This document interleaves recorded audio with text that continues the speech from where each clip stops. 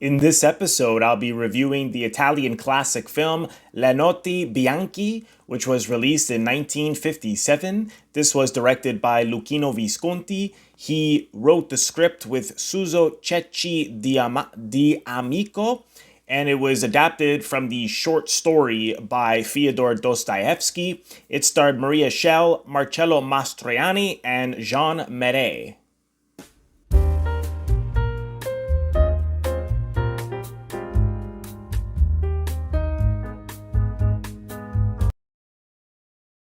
Welcome to Robert Bellissimo at the Movies. This is a YouTube video podcast exploring storytelling on film, as well as interviews with industry professionals who work in film, television, theater, among other areas of the arts. For those of you who have not seen Notti Bianche, which is the translation, the English translation is White Nights, the plot, according to IMDb, is a humble clerk courts a woman who awaits her lover's return night after night. This is the second time. This is the second time I have seen this, Notti Bianche. I remember enjoying it the first time. I've always really liked the film Two Lovers with Joaquin Phoenix and Gwyneth Paltrow, which is not a adaptation from the Dostoevsky short story, but is inspired by it. And you really, I mean, it strongly resembles it, but there's a lot of differences as well. Whereas this is a direct adaptation from the short story. So I've always loved that movie. And so when I first saw this, I enjoyed it. When I saw it again the other night, I liked it a lot more because I feel that Visconti and his collaborators really got to something about love and fantasy that is extremely emotional and universal, and I think we can all relate to it. And it also is around people who are ordinary and naive or somewhat naive and a bit of oddballs. I mean, they're both odd people who Mastroianni and Maria Schell play. Her character Maria Schell plays Natalia, and Mastroianni plays Mario. And he's a clerk, and Natalia lives at home. Maria is a foreigner. She's not from Italy. So she's living with her grandmother, and they have this boarding house. And her grandmother really doesn't let her go out very much. She has a very strict upbringing. She doesn't get out of the house that much. So that adds to this naive quality she has. Almost, she's extremely innocent. But at the same time, Mario is also a bit of an oddball. I mean, again, he's a clerk. He's an ordinary guy. We see him off the top. He went on this day trip with some people he worked with. And then it lingers on him after he says goodbye to everybody and he's playing with the dog. And you get this sense that he is lonely and alone, and he also is, he lives in a boarding house as well.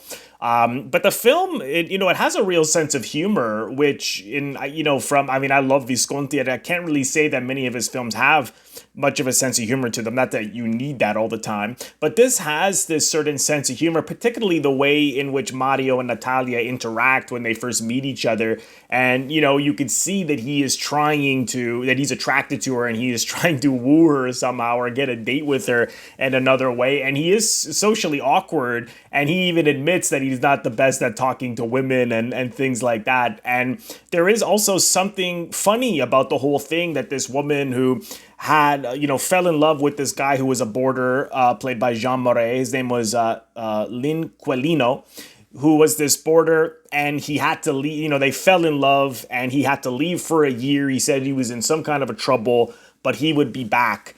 And so here it is a year later, night after night, she goes out waiting for him to return. She knows he's in town, and she's just hoping and waiting. So there's something funny about that to me, and the fact that Mastroianni's character Mario gets wrapped up into this, and he has these conflicting feelings, because on the one hand, I think he just truly fell in love with this woman, but at the same time, he does feel bad for her that that she hasn't heard from him.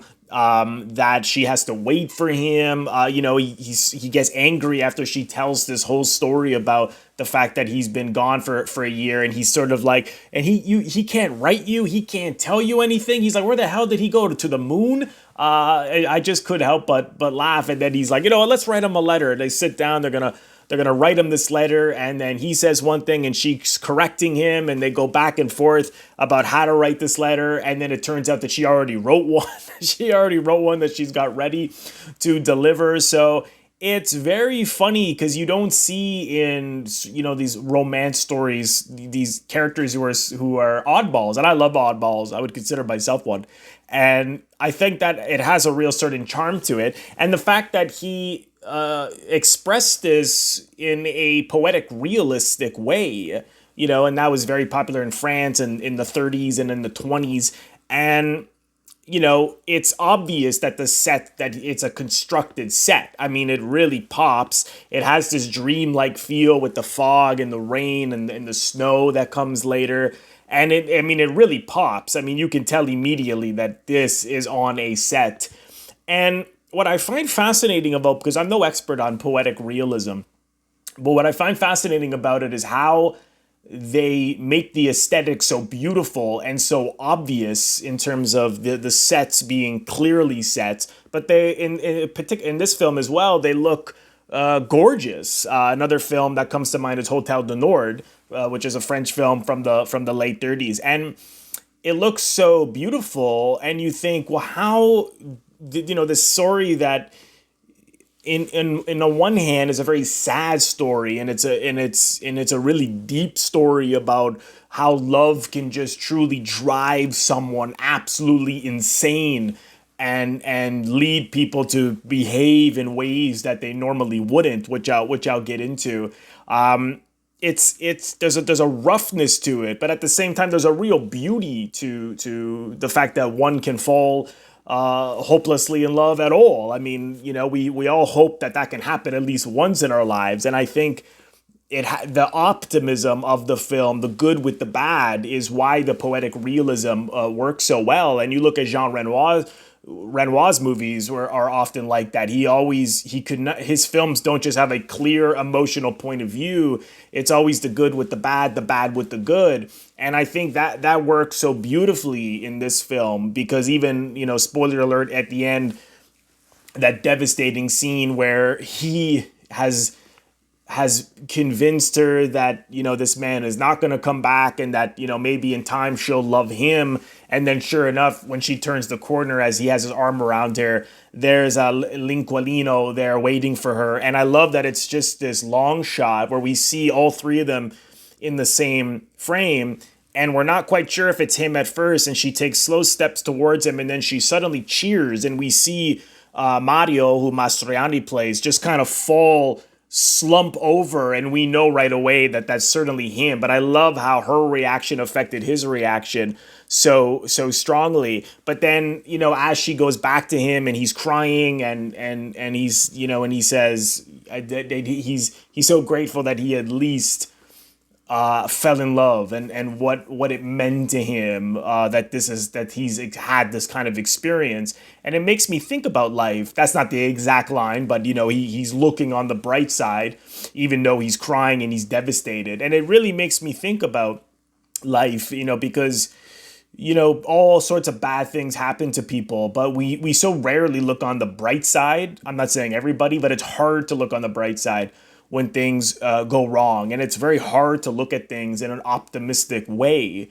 And I think poetic realism, this type of cinema, really always utilizes never having just one clear point of view. It's always the good with the bad with the good. And so to have these sets that are artificial in a good way and beautiful, even though what may be happening amongst the people is so dramatic and so raw and deep and rough, it just is that balance between the good and the bad. And, he communicated to his collaborators on this. He wanted the set to look real, yet not real, which is hard to describe. Well, how do you go about doing that? And it's hard to articulate how one does that. But I think they just try to make it look like an Italian city as much as they can, but just having it pop ever so slightly. And that's just a testament to the great, to all the people that worked on this film, and how they were able to, the set design, how they were able to use poetic realism so beautifully. But the performances, like I said, are stunning. And what's interesting also is this way in which we do live in circumstances which are not necessarily true in life, that we believe things that are not necessarily true, which we really see in this film, because Maria has faith in this man coming back. And and I think, again, this whole, the fog and the snow and the rain and the poetic realism, it has this fairy tale quality to it, because she's this naive young woman who's inexperienced, she's often at home, and she meets this guy. And it does feel like something out of a story, like a children's storybook or some kind of a fairy tale, because they fall deeply in love, and then he's going to leave for a year and not come back, and she's convinced he's going to come back. And perhaps a more cynical or realistic person would say, come on, this is like, he couldn't tell you where he was going to go. He didn't tell you what kind of a trouble he was in. He was being vague about everything. I mean, the audience is left to feel that he was just trying to get out of the relationship, perhaps. But that could be one way of looking at it. On the other hand, you could look at it through her eyes to say that this is totally romantic, and that he's going to come back and they're going to be together. I love also that when he tells her he's going to leave, she faints. And again, this is what love can do to people, because it is such a strong feeling, and it makes you clearly fall, fall in love. And all kinds of emotional things happen, both good and bad, when we get that dose of love and passion for someone. But particularly in her case, I get the impression this is a first love. Whether it's a true love for the rest of her life or not, we don't know. But you can see why she would be so taken with these feelings.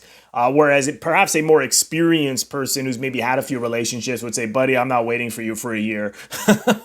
But with her, you can totally believe it because of who she is, and how she has lived, and what her experience is. But there is something very sweet and romantic about it. And it is this thing of, she truly believes that he is going to come back, and she has faith in it.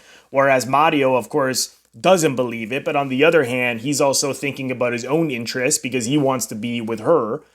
And he also has his own fantasy that maybe he can convince her to love him. And you cannot do that, right? So you cannot convince someone to love you. However, his feet are a little more grounded. He's a little more grounded in the sense that he believes that she can maybe one day love him. And which, again, I can understand. I mean, because she does say to him, I almost love you as much as him. And that great scene, which I'll get into in a bit, where that great dance sequence they have, you see that she has an affection for him.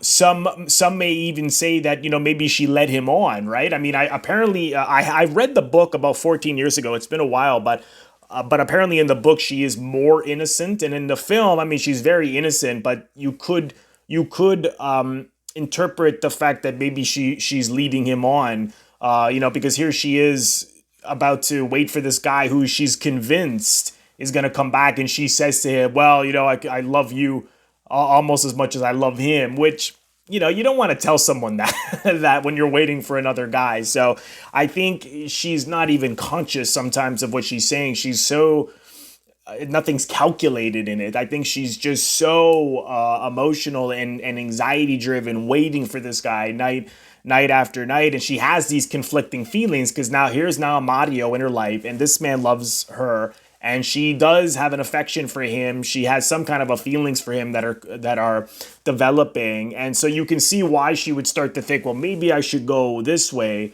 There is an element of doubt always in life. Even people who believe something truly 100%, we all have some kind of a doubt at the end of the day, I believe. And I think she did start to wonder, is he going to come back?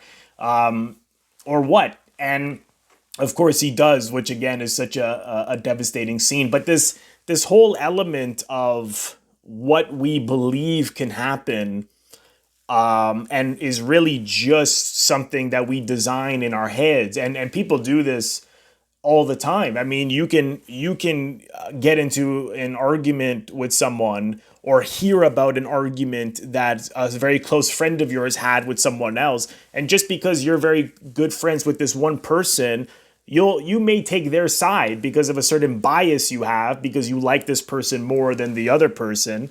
And so really what you're believing something that because of the conviction of someone else, perhaps. And so this is all an imaginary circumstance. So in a way, we all live under some kind of a circumstance in life which is imaginary, because in life we have to believe certain things, we have to make judgment calls, and we have to have hopes and dreams. And yes, those things may be fantasy sometimes, but they're crucial, I believe, in going after what you want. And so here he wants her, so he's believing something can happen, and she wants Linquilino. I hope I have that name pronounced somewhat correctly. She wants him back, so she has to believe he's going to come back. She's putting that energy out there just as much as Mario's putting that energy out there as well. So again, it's poetic, and it's expressed so beautifully while also being so raw and deep, and that's so perfect for poetic realism on film. But at the same time, Mario does act in a selfish way, because when he has the letter to deliver to him, she gives him the letter. They know that he's in town. They're thinking, well, maybe he's not too sure if Natalia still loves him or not. So I'll give him the letter to say, yes, where are you? Or we don't know, they only talk a little bit about what's in the letter, but you imagine it's kind of like a come, where are you kind of a letter. And, Mario, because he wants her at this part, he tears it up. And so he wants her to think that he wants to definitely make her think this guy's not coming back. So he's acting in a selfish manner, and he feels bad about it. He's a decent human being. He's a good guy. And I like that he has this remorse about it. But again, it does show his flaws. He's not just a good guy, and she's not just necessarily a pure good person, because one could look at this film and think that maybe she's leading him on, even though she had the good intentions. On his hand, he's intentionally leading her, leading her to think this guy won't come back, and tearing up the letter to ruin any chance that he'll come back. But he's a human being, so he has remorse over it. But there's another scene later, because he gets so frustrated with her. Again, I love this.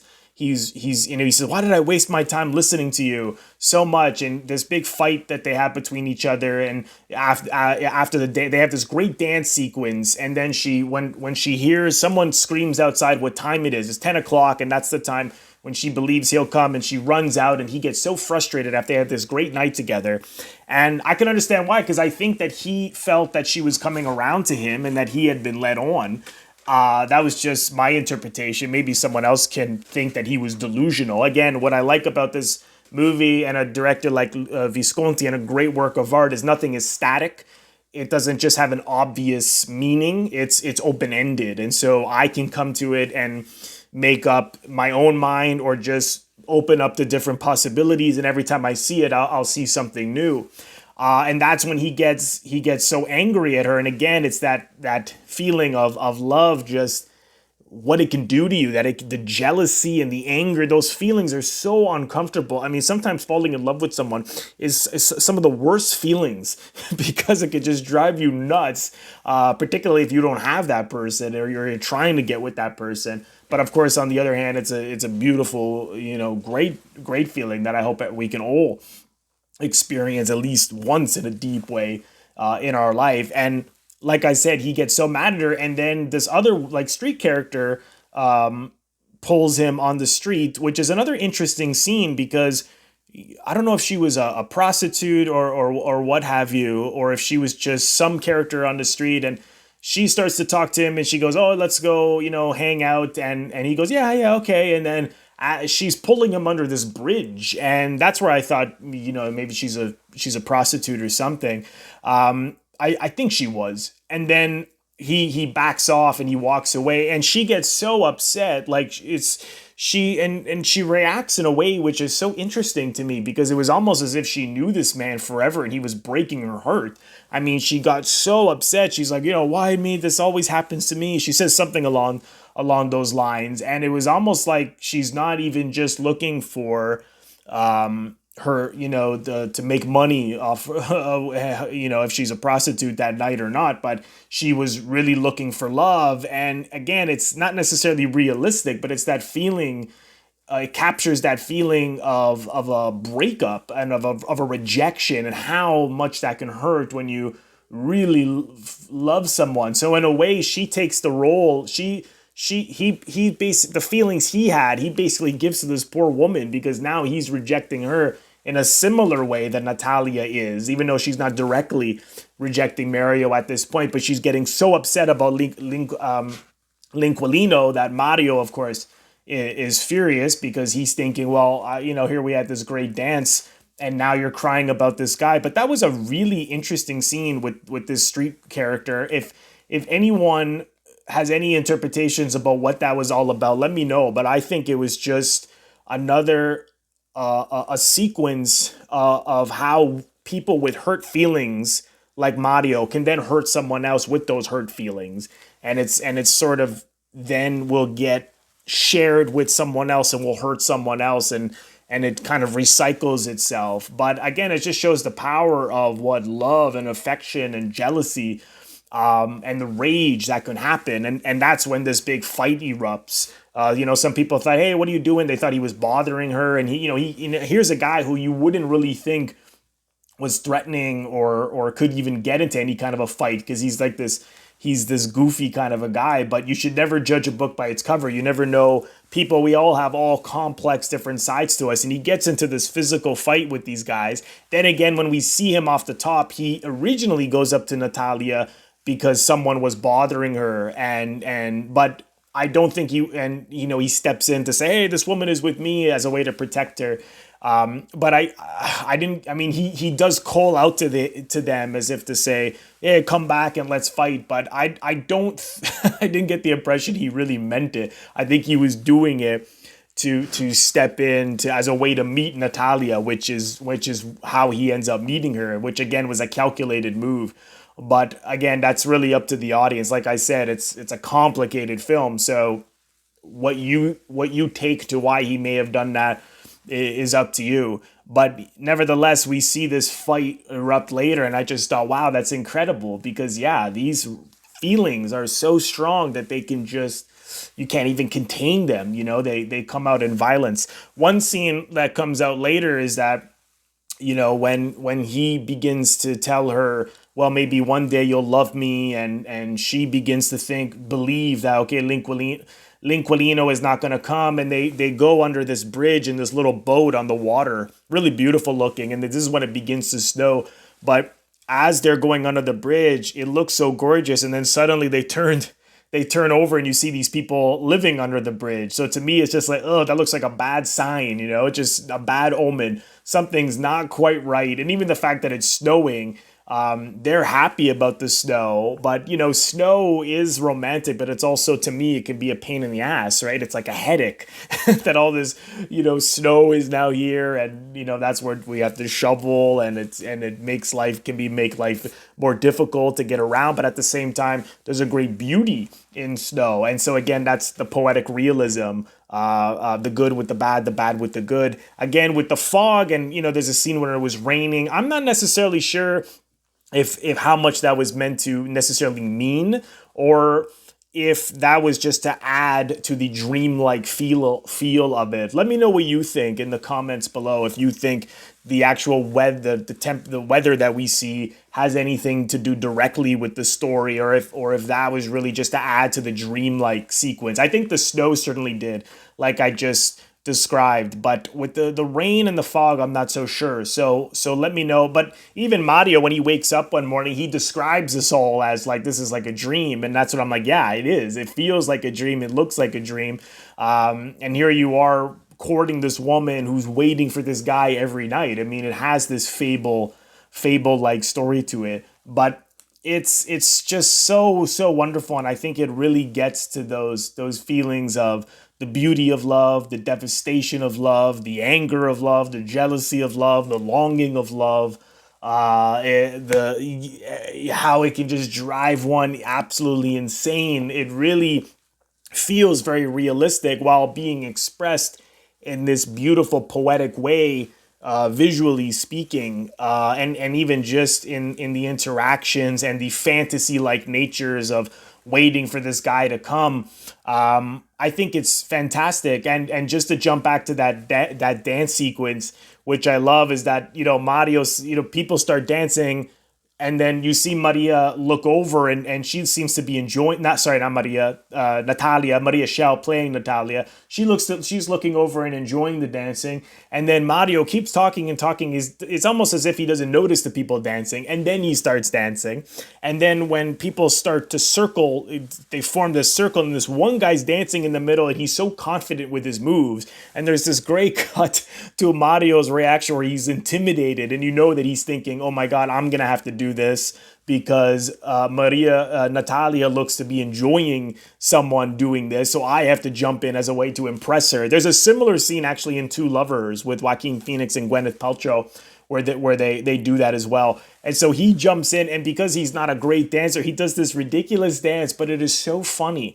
And you see, I mean, we all can relate to wanting to impress someone at a certain point that we're attracted to. And I just thought the way he did it and how he was so awkward about it, but yet he jumps in with this real confidence. I love that. It may be my favorite moment of the film is the Mastroianni dance sequence. I mean, it's interesting because he was such an attractive guy. He was such a good looking guy, and he was actually really good at playing confident, suave types. But he also was really good at playing goofy, oddball types, like we see in this film. He just also had this great comedic sensibility and timing, and he knew how to play all kinds of different men. And I think that's why he was so versatile and in so many different kinds of genres and movies, because he could commit to all kinds of things in such a beautiful way. But he was fantastic. And Maria Schell also, apparently she didn't even know Italian.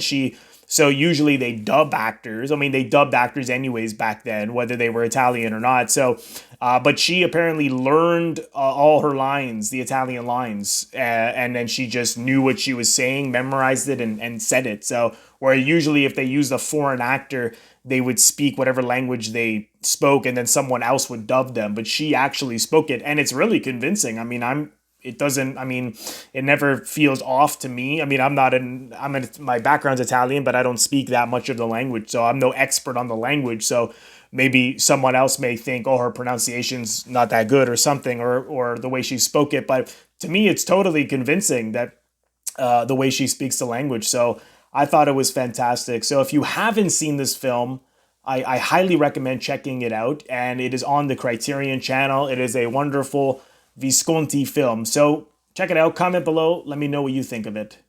Thank you so much, everyone, for watching. I want to thank all of my members on Patreon. If you're interested in becoming a member of my Patreon, head over to the link patreon.com/Robert Bellissimo at the movies for full details. And lastly, if this is your first time here, please consider subscribing by pressing the Robert Bellissimo at the movies logo. You will see it floating above my head in the top left corner to your top left in just a second. Just click on that and then click the bell in order to get a notification every time I release one of my new episodes. Thank you again, and don't forget to comment. Let me know what you think of this film. Hit the like button as well, and I will see you all in the next episode.